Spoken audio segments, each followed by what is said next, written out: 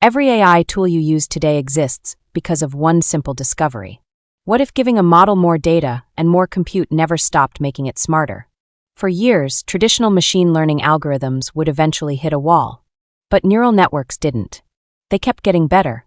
That single breakthrough led to deep learning, modern AI, and the technologies powering everything from ChatGPT to image generation.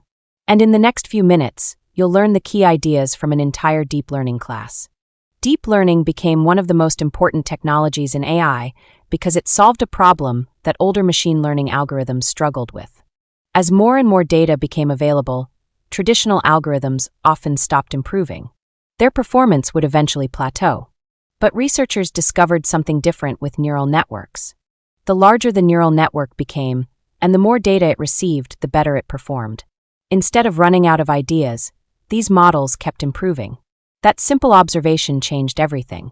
For the first time, there was a recipe for taking huge amounts of data, combining it with increasing amounts of compute, and producing better and better results. This led to the rise of deep learning. And eventually, it led to the AI systems we use today. But deep learning didn't appear in isolation. It sits on top of a larger stack of ideas. First comes computer science fundamentals, then machine learning, then deep learning.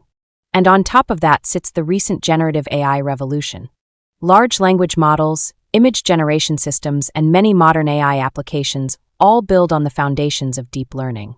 And while many people interact with AI through prompting tools like ChatGPT, deep learning remains the layer underneath that makes those systems possible. In fact, many real-world problems still require going beyond prompting alone.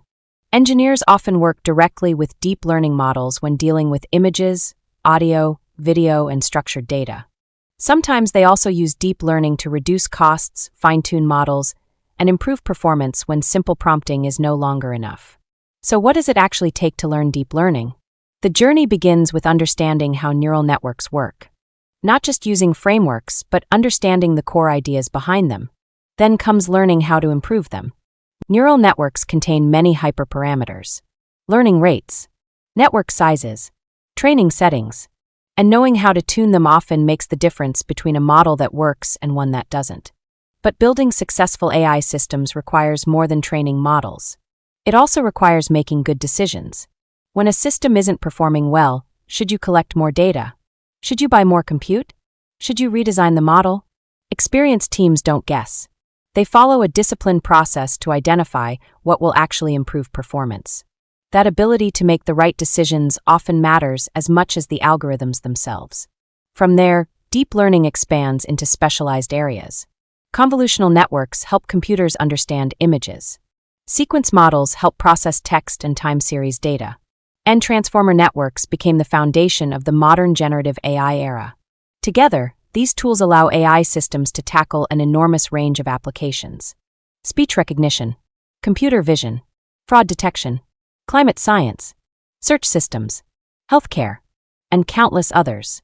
One of the most exciting aspects of deep learning is that the same core ideas can be applied across completely different industries. The tools stay similar. The applications keep expanding. And that's why deep learning has become such a powerful skill. It provides a foundation for understanding modern AI, building intelligent systems, and creating applications that were impossible just a few years ago. And that's the big picture.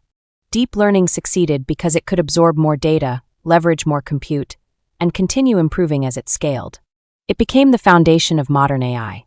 And it continues to shape the future of technology. But this raises an important question.